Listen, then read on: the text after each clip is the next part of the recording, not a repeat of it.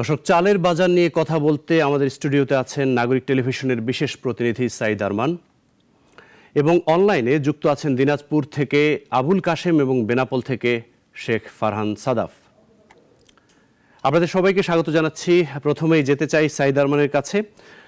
সাইদ, আজকে তো আপনি বাজারে গিয়েছেন, বাজারে মানুষের কথা শুনেছেন, কেমন দেখলেন? আসলে বাজার পরিস্থিতি কেমন, মানুষ কি বলছে? বাজার নিয়ে যদি আমি আপনাকে বলি, এই দ্রব্যমূল্য কিন্তু আসলে গত 3 বছর মানুষকে অত্যাচার করছে। আপনি যদি দেখেন যে উচ্চ মূল্যস্ফীতি কিন্তু সেই পতিত সরকারের সময় থেকেই চলছে। তো এখন যে পর্যায়ে এসে আসলে মানুষ আশা করেছিল যে অন্তর্বর্তীকালীন সরকার হয়তোবা সুশাসন দিয়ে, বাজার ব্যবস্থাপনা দিয়ে, নীতি সহায়তা উদ্যোগ নিয়ে, বাণিজ্য মন্ত্রণালয়ের তৎপরতা বাড়িয়ে একটু বাজারটা মানুষের সহনীয় হবে। কারণ বুঝেন তো যে মূল্যস্ফীতি কিন্তু অর্থনীতির এমন একটা সূচক যেটি অর্থনীতির পাপ বলা হয় এবং মানুষকে সবচেয়ে বেশি কষ্ট দেয়। এই সূচকটা কিন্তু সবচেয়ে বেশি হারে হারে টের পায় কিন্তু গরিব মানুষ, নিম্ন মধ্যবিত্ত যারা, তারা কষ্ট পান। এখন কিন্তু তারা কিন্তু আসলে এই সরকারের প্রতি তাদের হতাশার কথা ব্যক্ত করছেন এই একটা সূচকের জায়গা থেকে, যে এই সরকারও কিন্তু বাজারটা খুব সহনীয় করতে পারে নাই, জিনিসপত্রের দামে নাগাল দিতে পারে নাই। কারণ কাজটা যদিও কঠিন, খুব রাতারাতি যে বাজার ব্যবস্থাপনা বাংলাদেশে বদলে যাবে এটিও কিন্তু খুব প্রত্যাশা করা যায় না, নানা কারণেই। যে সিন্ডিকেটটা রয়েছে, এই সিন্ডিকেটটা আসলে ভাঙা সম্ভব হচ্ছে না। যেটা আগের অনেক বছর থেকে চলে আসছে, সেটা কিন্তু এখনো ভাঙা সম্ভব হয়নি। সেটা আসলে খুব কঠিন কাজ। বাংলাদেশে সিন্ডিকেটগুলো আপনি দেখেন, আপনি সরকারের বিভিন্ন বয়ানেও কিন্তু জেনেছেন যে সিন্ডিকেটগুলো আসলে রাজনৈতিক পট পরিবর্তন হোক বা সরকার ব্যবস্থাপনায় পরিবর্তন হোক, তারা কিন্তু নিজেদের চরিত্র পাল্টায়, মুখ পাল্টায়। আপনি যদি দেখেন, আপনি সিন্ডিকেটের কথা বলছিলেন, সিন্ডিকেট এবং চাঁদাবাজ, পরিবহনের যে চাঁদাবাজি হয় পণ্য পরিবহনের ক্ষেত্রে, তারা কিন্তু আসলে অনেকটা আসলে যদি বলি যে এই যে বাজারের যে জিনিসপত্রের যে উচ্চ দাম, তার সঙ্গে মনে হয় চাঁদাবাজির হারও কিন্তু বাড়িয়ে দিয়েছে। মনে হয়েছে গত 15-16 বছর তারা অভুক্ত ছিলেন, সেই সব কিছু হিসাব করে এখন তারা চাঁদাবাজি বাড়িয়েছেন। সিন্ডিকেটও কিন্তু নতুন মুখ এসে কিন্তু তারা বাজারে নতুন করে নানা রকম ফন্দি ফিকির করছে। আপনি দেখছেন কিছুদিন আগে কিন্তু তেল নিয়ে বাজার কি পরিস্থিতি তৈরি হলো, তারা পুরো বাজারে সরবরাহ কমিয়ে দিল। একইভাবে কিন্তু চালের বাজারেও সিন্ডিকেট রয়েছে। বড় যে জিনিসপত্রগুলো রয়েছে, চাল তেল যাই বলেন, সেখানে কিন্তু সিন্ডিকেট তৎপর রয়েছে। সরকারও স্বীকার করছে, ভাঙ্গা এটি খুব কঠিন কাজ সরকারের পক্ষে। সাইদ, আপনি চালের কথা বলছেন, এই বিষয়ে আপনার সাথে আরো অনেক কথা বলবো। আমরা এখন যেতে চাই দিনাজপুরে। সেখানে রয়েছেন আমাদের সহকর্মী আবুল কাশেম। কাশেম, দিনাজপুরে প্রচুর পরিমাণ ধান উৎপাদন হয় আমরা জানি। চালের মোকামে কেমন চাল আসা শুরু হয়েছে? আমরা জানি যে মৌসুম সবেমাত্র শেষ হয়েছে, কেমন চাল আসছে? রোহান, আপনাকে ধন্যবাদ। আমি যেটা বলতে চাই সেটা হলো দেশের সিংহভাগ চাল কিন্তু উৎপাদন হয় দিনাজপুরে। হ্যাঁ, আর এই জেলায় ধানের জেলা হিসাবেও চালের দামটা কিন্তু বৃদ্ধি পেয়েছে অনেক গুণ বেশি। এ সপ্তাহে কিন্তু বাজারে আমি গিয়েছিলাম, সেখানে প্রকারভেদে চালের দাম 3 টাকা থেকে 5 টাকা পর্যন্ত বৃদ্ধি পেয়েছে। আপনাকে যদি একটু বলি, এই ভরা মৌসুমে দিনাজপুরে যে মনে করেন যে চালের দাম বেড়েছে, এটা কিন্তু অশোভনীয়, মানে এক কথা বলতে চাই অকল্পনীয়। সাধারণ মানুষ যে ক্রয় ক্ষমতার কিন্তু বাইরে। অনেকজনেই কিন্তু অনেক কথাবার্তা বলে যে সরকার পরিবর্তন হলো, কিন্তু চাল বা তরি তরকারির যে একটা যে বাজারের যে প্রভাব, সেটা থেকে কিন্তু কোনো ক্রমেই কিন্তু সাধারণ মানুষ কিন্তু রেহাই পায়নি। আপনাকে বলি যে বর্তমান দিনাজপুরে চালের বাজারে 29 একটা মোটা চাল, সেটার এখন 62 টাকা কয়েকদিন আগে কিন্তু বিক্রি হচ্ছে, গত সপ্তাহে। এখন 65 টাকা থেকে 67 টাকায় বিক্রি হচ্ছে। বিআর 28 মোটা কিন্তু 67 টাকা থেকে 69 টাকায় বিক্রি হচ্ছে। আর মিনিগেট সবচেয়ে কিন্তু দামি চাল, সেটা আপনার 72 টাকা থেকে 75 টাকায় বিক্রি হচ্ছে। প্রতিটা বস্তায় কিন্তু চালের 300 থেকে 400 টাকা কিন্তু বৃদ্ধি পেয়েছে। আসলে এই সাধারণ মানুষের কিন্তু ক্রয় ক্ষমতার কিন্তু বাইরে চলে গেছে সবকিছু। সবাই চেয়েছিল সুন্দর এবং শান্তি একটা বাজার মনিটরিং এর। আবুল কাশেম, আপনাকে অনেক ধন্যবাদ আমাদের সঙ্গে যুক্ত হওয়ার জন্য।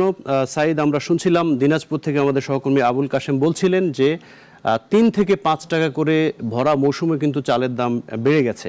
আজকে আপনি ঢাকার বাজার ঘুরেছেন, বাজারের প্রকৃত চিত্রটা কি দেখেছেন, এখানে কেমন বেড়েছে? একেবারে একই ধাপে কিন্তু আসলে খুচরা পর্যায়ে দামগুলো বেড়েছে। আমি কারণ বাজার গিয়েছি, তাছাড়া আরও বেশ কয়েকটি বাজারে কিন্তু খবর নিয়েছি। প্রতি বস্তা চালে কিন্তু যদি 50 কেজির বস্তা হিসাব করেন সেখানে কিন্তু 150 থেকে 200 টাকা বেড়েছে। 25 কেজির বস্তাতে 50 থেকে 75 টাকা বেড়েছে।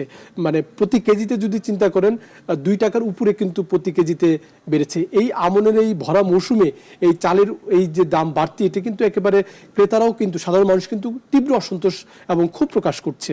তারা কিন্তু আমাদেরকে জানিয়েছে এটা মানে তাদের কাছেও নতুন, এবং আমার কাছেও এই 15-16 বছর আমি পণ্য বাজার নিয়ে রিপোর্টিং করতে গিয়ে আমি মনে হয় এবারই প্রথম দেখলাম যে এই মৌসুমে চালের দাম বাড়ে। কারণ উৎপাদনও কিন্তু আমাদের খারাপ হয়েছে, সেটি কিন্তু সরকার বলছে না, বেসরকারি গবেষণাও বলছে না।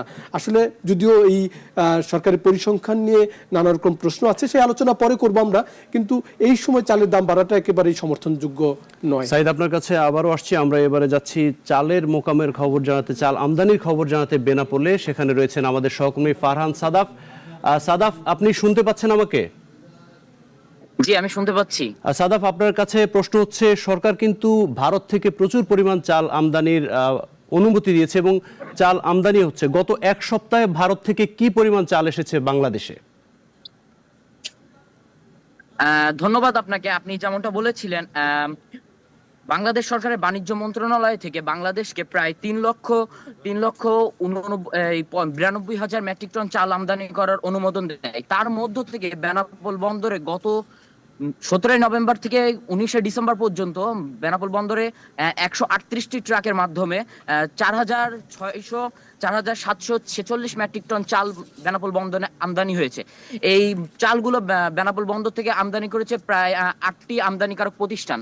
আপনি আরেকটু আপনাকে বলি যে আমাদের এই বাংলাদেশ সরকারের বাণিজ্য মন্ত্রণালয় আমাদেরকে চাল আমদানির অনুমোদন দিয়েছে 3,92,000 মেট্রিক টন। তার ভিতর থেকে 1,96,000 মেট্রিক টন চাল হচ্ছে সিদ্ধ চাল, এবং তার আর হচ্ছে অন্যটি হচ্ছে আতপ চাল, যেটা হচ্ছে 2,16,000 মেট্রিক টন। আর বেনাপোল বন্দর দিয়ে চাল আমদানি এখনো পর্যন্ত প্রক্রিয়াধীন চলমান আছে। আর বেনাপোল স্থলবন্দরে চাল আমদানির শুল্ক কর বর্তমান পার টনে, মানে 1 টনে শুল্ক কর হচ্ছে $430, এবং চিকন চাল সেটি হচ্ছে একটি বস্তায়, মানে একটি 1 মেট্রিক টন চাল প্রায় 450 মেট্রিক টন, এই $450। আর এই আমদানিকৃত অনুমোদনকৃত যেই চালগুলো, এগুলো বেনাপোল থেকে খালাস হতে টাইম লাগে 1 থেকে 2 দিন, তারপরে এগুলো বিভিন্ন জায়গায় চলে যায়।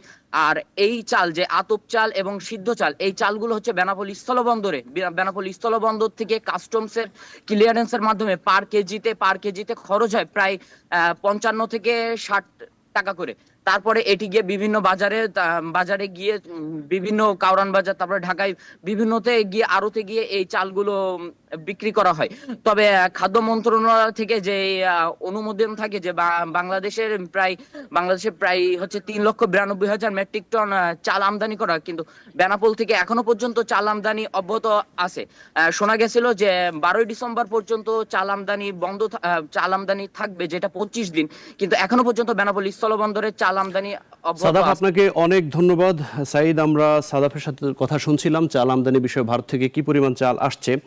আপনার কাছে একটা তথ্য জানতে চাই। আমরা যদি 2023 সালের চাল উৎপাদনের লক্ষ্যমাত্রার কথা ধরি, 3,77,00,000 মেট্রিক টন ছিল চাল উৎপাদনের লক্ষ্যমাত্রা, এবং সেই হিসেবে উৎপাদন, কৃষি বিভাগ যেটা বলছে, উৎপাদন হয়েছে 4,13,00,000 মেট্রিক টন, এবং লক্ষ্যমাত্রার চেয়ে কিন্তু উৎপাদন অনেক বেশি। আসলে তারা এটাও বলছে যে 2018 সাল থেকে কিন্তু এটা বাড়ছে, উৎপাদন বাড়ছে। তাহলে ঘাটতিটা কোথায়? কেন আমাদের আমদানি করতে হয়? এটি আসলে খুব দারুণ একটা প্রশ্ন। আসলে যে প্রথম আমি একটু আপনাকে বলি যে আপনি যে সরকারি পরিসংখ্যান দিলেন, এই পরিসংখ্যান নিয়ে কিন্তু বাংলাদেশ এক ধরনের গলদের মধ্য দিয়ে যাচ্ছে। সরকারের পরিসংখ্যান আসলে অনেক ক্ষেত্রেই বিশ্বাসযোগ্য না, এটি একটি ব্যাপার। 2 হলো আপনি যেটি বললেন, এটি যদি আমরা ধরেও নেই যে এই তথ্যটা ঠিক আছে, সরকার আমাদের জনসংখ্যাকে হিসাব করে কিন্তু তার চালের যে আমরা যে মানুষ যে ভাত হিসেবে খাচ্ছে সেটা কিন্তু হিসাব করছে এই 17 কোটি মানুষকে চিন্তা করে। প্রায় 450 গ্রাম করে প্রতিদিন একজন মাথাপিছু হিসাব করে কিন্তু সরকার বলছে যে চালের উৎপাদন আমাদের বেশি। কিন্তু আমাদের দেশে আপনি জানেন যে প্রচুর রোহিঙ্গা আছে, তাদের পিছনে পেছনে কিন্তু আমাদের প্রচুর ব্যয় হচ্ছে চাল সেই হিসাবটা আমরা করছি না। আবার ধান যেটি উৎপাদন হচ্ছে সেটি কিন্তু আবার বীজের জন্য কিন্তু বড় একটি অংশ কিন্তু ধান রেখে দিতে হচ্ছে, সেই হিসাবটিও কিন্তু এখানে করতে হবে। এক হলো যে সরকার পরিসংখ্যানের সত্যতা নিয়ে প্রশ্ন আছে, দুই হলো রোহিঙ্গাদের যে আমরা খাওয়াচ্ছি সেই হিসাবটা আমরা অনেক সময় করছি না, তিন হলো যে ধানের যে বীজ আমরা সংরক্ষণ করছি সেই খরচটা কিন্তু আমরা রেখে দিতে হয়, সেই হিসাবটা কিন্তু আমরা করছি না। সব মিলিয়ে আসলে মানে এক ধরনের এই যে সরকারি পরিসংখ্যান এবং আসলে বাস্তবতা সেটি অনেক সময় কিন্তু মিলছে না, যার কারণে বাজারে এক ধরনের নৈরাজ্য কিন্তু আমরা দেখছি। সাইদ, আপনাকে অনেক ধন্যবাদ আমাদের সঙ্গে যুক্ত হওয়ার জন্য। দর্শক, বাজার পরিস্থিতি নিয়ে আমরা কথা বলছিলাম সহকর্মী সাইদ আরমানের সঙ্গে। একই সঙ্গে বেনাপোল থেকে আমাদের সঙ্গে যুক্ত হয়েছিলেন শেখ ফারহান সাদাফ এবং দিনাজপুর থেকে যুক্ত হয়েছিলেন Abul Kashem. Double million offer Walton fridge কিনে পেতে পারেন 20 লক্ষ টাকা, রয়েছে কোটি কোটি টাকার নিশ্চিত উপহার।